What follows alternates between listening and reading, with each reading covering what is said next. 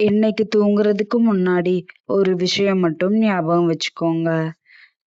உங்க வேகம் சரிதான். ஆமாங்க. நெறைய பேர் வாழ்க்கையில சந்தோஷமா இல்லாம இருக்கிறதுக்கு ஒரு முக்கிய காரணம் கம்பேர் பண்றது. அவங்க வீடு வாங்கிட்டாங்க. அவங்க பிசினஸ் ஆரம்பிச்சுட்டாங்க.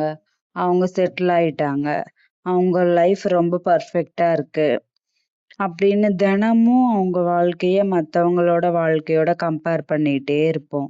ஆனா, ஒரு விஷயம் யோசிச்சு பாருங்க. ஒரே தோட்டத்துல இருக்கிற எல்லா பூக்களும் ஒரே நாள்ல பூக்குமா? இல்ல.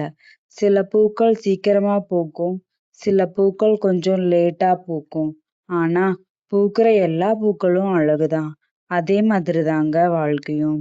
உங்க நண்பருக்கு நடந்தது உங்களுக்கும் அதே நேரத்துல நடக்கணும்னு அவசியம் இல்லைங்க. அவங்க பாதை வேற, உங்க பாதை வேற.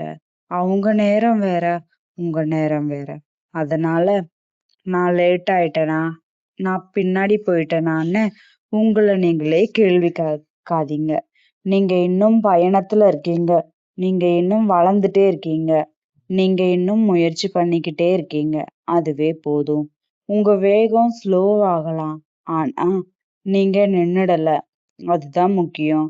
அதனால இன்னைக்கு தூங்குறதுக்கு முன்னாடி மத்தவங்களோட வாழ்க்கைய கம்பேர் பண்றத நிறுத்துங்க.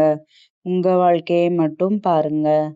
நேத்து இருந்து உங்கள விட இன்னைக்கு ஒரு அடி முன்னாடி வந்திருக்கீங்களா?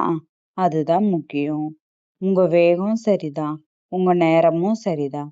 உங்க வாழ்க்கையும் சரியான பாதையில தான் போய்க்கிட்டு இருக்கு. அமைதியா தூங்குங்க. உங்களுக்கான நேரம் கண்டிப்பா வரும்.